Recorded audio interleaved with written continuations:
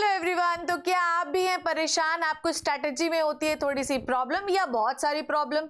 NEET में आपको समझ नहीं आता कि हम कौन सी यूनिट को सबसे अधिक प्रिपेयर करें जिससे 360 मार्क्स जो है वो हमारे आने की संभावनाएं बढ़ सके और आपका जो टोटल मार्क्स है वो 700 से ज़्यादा हो पाए।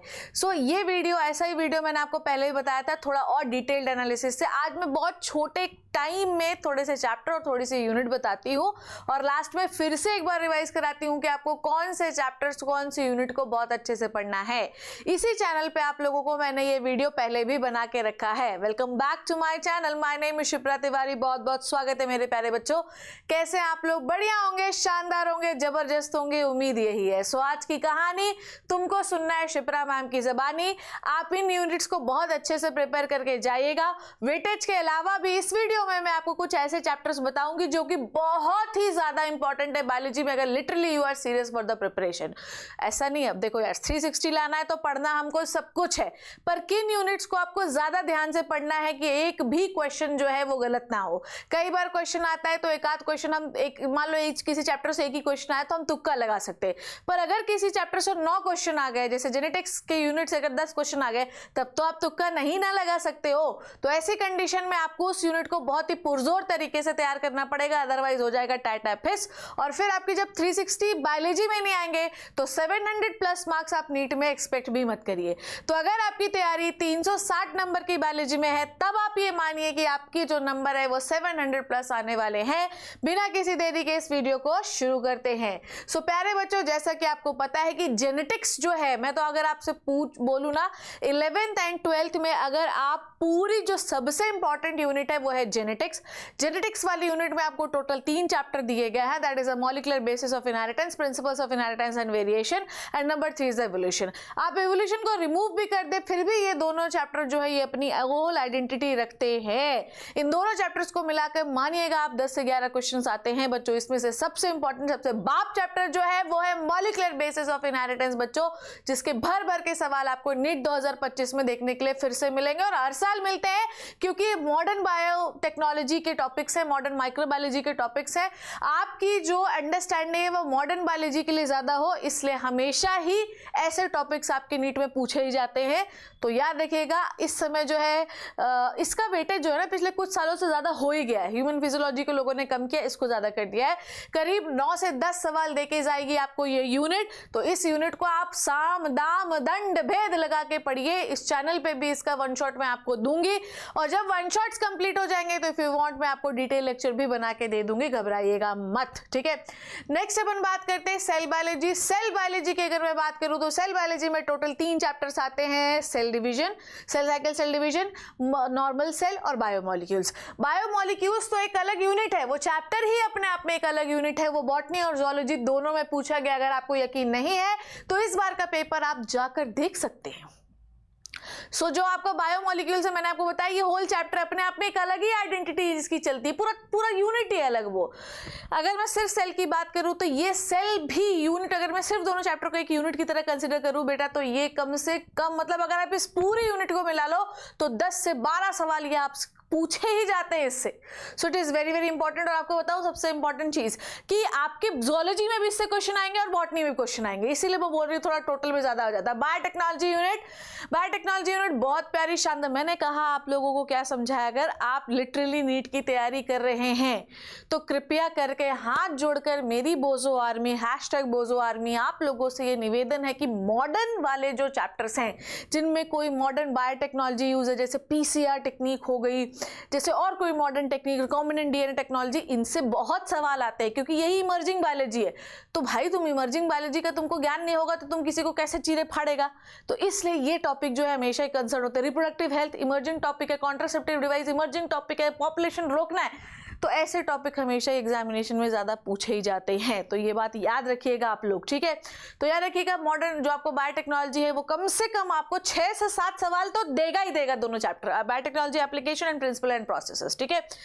अच्छा, इनके लिए हमको रेफरेंस बुक क्या सॉल्व करनी है बेटा? आप कुछ नहीं करना है, आपको कुछ भी नहीं करना है। आप सीधे एनसीईआरटी उठाओ, एनसीईआरटी पढ़ो, एनसीईआरटी पढ़ने के बाद प्रैक्टिस बुक सॉल्व करो, प्रैक्टिस बुक सॉल्व करने के बाद पीवाईक्यू सॉल्व करो, और अगर कुछ उसके बाद भी बच गया है तो बेटा आपको शिप्रा मैम के दिए हुए जो है शॉर्ट नोट्स पढ़ने हैं, शिप्रा मैम के दिया हुआ माइंड मैप पढ़ना है, शिप्रा मैम का दिया हुआ जो है क्वेश्चन प्रैक्टिस करनी है। ये कहाँ मिलेगा? इस वीडियो के नीचे मैंने आप लोगों के लिए व्हाट्सएप ग्रुप का एक लिंक लगा रखा है, जिसमें मैं आपको हर सेशन की पीडीएफ और साथ ही साथ चीजें शेयर भी करती हूं, और जहां जहां आप मुझे फॉलो कर सकते हैं वहां वहां तक जाकर जरूर फॉलो करिए, चाहे वो कहीं की भी बात हो, क्योंकि हर जगह मैं कुछ ना कुछ आपको प्रोवाइड कर रही हूं। तो अगर आप नीट 2025 के लिए सीरियस हैं तो आपको किसी एक व्यक्ति के लिए सीरियस होना पड़ेगा। वो सीरियस हूं मैं, किसी और को तो नहीं सोच रहे हो कि मैम बोल रही किसी और के लिए सीरियस है, तो वो व्यक्ति है शिप्रा तिवारी। तो शिप्रा तिवारी मैम के लिए आपको सीरियस होना पड़ेगा, क्योंकि हर जगह जहां जहां वो है वहां वहां वो कुछ ना कुछ दे ही रही है बच्चों। आपको व्हाट्सएप चैनल को जरूर ज्वाइन करना है, क्योंकि वहां पर हर कुछ मैं पर्सनली भी प्रोवाइड करती हूँ, ठीक है? तो चाहे टेलीग्राम, इंस्टाग्राम, सब जगह जाओ और फॉलो करो मुझे। नाउ नेक्स्ट थिंग, हैशटैग बोजो आर्मी का मतलब बता देती हूँ। अब हर जगह आप लिखेंगे हैशटैग बोजो army is best, comment section में भी जरूर लिखेंगे। बो मतलब बॉटनी, जो मतलब जूलॉजी, ठीक है? तो हैशटैग बोजो आर्मी। चलो next is sexual reproduction in flowering plants. ये बॉटनी में आता है, 4 से 5 सवाल देके जाता है। मॉर्फोलॉजी एंड एनाटॉमी से आपको 6 से 7 सवाल आते हैं, ठीक है? अच्छा, मॉर्फोलॉजी और एनाटॉमी में आपको परेशान होने की जरूरत नहीं, आउट ऑफ द कॉन्टेक्स्ट कोई सवाल नहीं आता। मॉर्फोलॉजी पढ़ने के तरीके ये है कि भाई आप जिंगल बनाओ, ट्रिक्स बनाओ, स्टोरी बनाओ, और इस चैप्टर को मैं इसी यूट्यूब चैनल पे वन शॉट में आपको बहुत अच्छे से पढ़ा दूंगी, तो कुछ भी गड़बड़ नहीं होगा, ठीक है? स्ट्रक्चरल ऑर्गेनाइजेशन एनिमल में लास्ट ईयर जब हुआ तो फ्रॉग से तो कोई सवाल नहीं आया, ठीक है? और कॉकरोच से भी बहुत कम सवाल आए, पर इंपॉर्टेंट यूनिट है, इस बार 3 से 4 सवाल आपको दे सकती है। मैं सीधे से आपको आती हूँ इस टेबल पे, ठीक है? एनिमल किंगडम से 5 सवाल आते हैं। अब मैं आपको ये देखो, ये वाला हम पहले भी डिस्कस कर चुके थे, एक बार रिवाइज करवा देती हूँ। अगर मैं वेटेज की बात करूँ तो बॉटनी में वेटेज के हिसाब से आपका plant kingdom, plant diversity is very very important chapter, जो कि 12% वेटेज रखता है आपका। मॉर्फोलॉजी और एनाटॉमी में देख लो, अगर मिला दूँ तो टोटल 11% वेटेज है भाई। टोटल चैप्टर का, टोटल सिलेबस का 11% मॉर्फो और एनाटॉमी है। सेल बायोलॉजी 10%, सिर्फ एक यूनिट वेटेज रख रही है, ये इंपॉर्टेंट यूनिट है, ठीक है? अब मैंने आपको कैसे बताया, इसके हिसाब से देखो, जेनेटिक्स एंड बायोटेक्नोलॉजी 24%, देख रहे हो? जेनेटिक्स एंड बायोटेक्नोलॉजी से आपको 24% सवाल आने वाले हैं बच्चों, और इकोलॉजी 16%। तो अगर मैं पूछूं कि बॉटनी में क्या 2 यूनिट्स, अगर मैं पूछूं कि अगर आपको डिफ्रेंशिएट करना हो शिप्रा मैम, तो आपसे कौन से करेंगी? तो जेनेटिक्स बायोटेक्नोलॉजी पहली यूनिट में करूंगी, ये 2 यूनिट्स को मिला के है, और एक इकोलॉजी, ठीक है? और अगर आप 11th में पूछते हैं मुझसे कि मैम हमको क्या तैयार करना चाहिए, तो 11th में आपको जो है तो प्लांट किंगडम मुझे बड़ा इंपॉर्टेंट लगता है, उससे सवाल काफ़ी आते हैं, ठीक है? अब आते हैं भाई ज़ूलॉजी में। ज़ूलॉजी में अगर सीधी साठ बात करूं मैं कि आपको क्या लगता है मैम सबसे अधिक सवाल किससे आएंगे, तो सबसे अधिक सवाल ह्यूमन फिजियोलॉजी से सबसे अधिक सवाल आते हैं। पर बात ये कि चैप्टर भी तो बहुत ज़्यादा है। दूसरा, अगर मुझे ज़ूलॉजी में पूछोगे कि इंपॉर्टेंट कौन सा है, तो सेल वाला पार्ट है ही, सेल वाला पार्ट तो दोनों में कॉमन होता है, ठीक है? बाकी सबके अपने अपने वेटेज हैं। और रिप्रोडक्शन, तो अगर मुझसे पूछोगे कि सबसे इंपॉर्टेंट यूनिट 11th में कौन सी है, ह्यूमन फिजियोलॉजी, और 12th में रिप्रोडक्शन फॉर ज़ूलॉजी।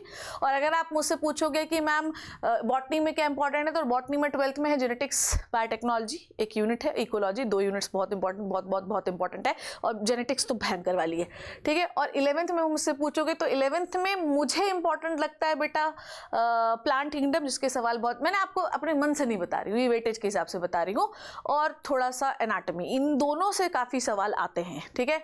सो मैंने आपको इंपॉर्टेंट यूनिट्स बता दी। तो तैयारी करने का जो सीक्वेंस है वो कुछ ऐसा होना चाहिए कि 11th से शुरू करो, 12th पे खत्म करो, और अगर आप बोर्ड्स के हो तो पहले 12th खत्म करो, फिर 11th में आना, और 12th को लास्ट में रिवाइज करना, ठीक है बच्चे? सो ये था कुछ हाई वेटेज टॉपिक, ठीक है, जो आपको इस साल तैयारी पे शुरू करनी है। और अगर आप मेरी मानो कि मैम अभी हमको कौन सा चैप्टर शुरू करना चाहिए, तो मेरे हिसाब से आपको पहले तो रिप्रोडक्शन वाला चैप्टर जो है कंप्लीट कर लो, उस पूरी यूनिट को खत्म करके फेंक दो, और उसके वन शॉट्स जो हैं वो ऑलरेडी मैंने बनाना शुरू कर दिया। पहला ह्यूमन रिप्रोडक्शन का वन शॉट ऑलरेडी मैंने कंप्लीट कर दिया। Next one shot reproductive health, उसके one shot sexual reproduction in flowering plant. उसके बाद सीधा से तुम कूदना जेनेटिक्स में, और सीधा से तुम कूदना इकोलॉजी में। बायोटेक्नोलॉजी इजी है, आपको उसके क्वेश्चन बन जाएंगे, और फिर सीधे आना 11th में। इकोलॉजी वाली आपको लगता है कि वो टफ यूनिट्स है, पर वो टफ नहीं है बेटा, एक बार हम पढ़ाएंगे आपको आसानी से समझ में आ जाएगा। अब करना क्या है, ये मैंने आपको एक इन्फॉर्मेशन दी, मैंने आपको तरीका बताया कौन सा क्या कब शुरू करना है, वो तुम्हारे ऊपर है।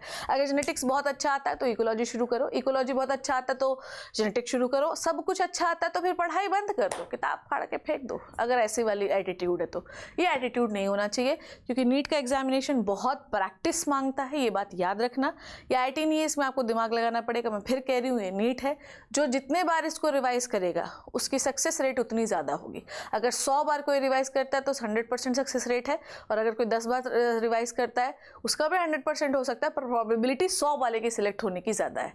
तो इस बात को हमेशा याद रखना। चैनल को शेयर और सब्सक्राइब जरूर करना, इस वीडियो को वायरल कर दीजिए, इस वीडियो को फैला दीजिए कि Shipra ma'am is back. Thank you so much बच्चों, टेक केयर, अपना ध्यान रखना, बाय बाय।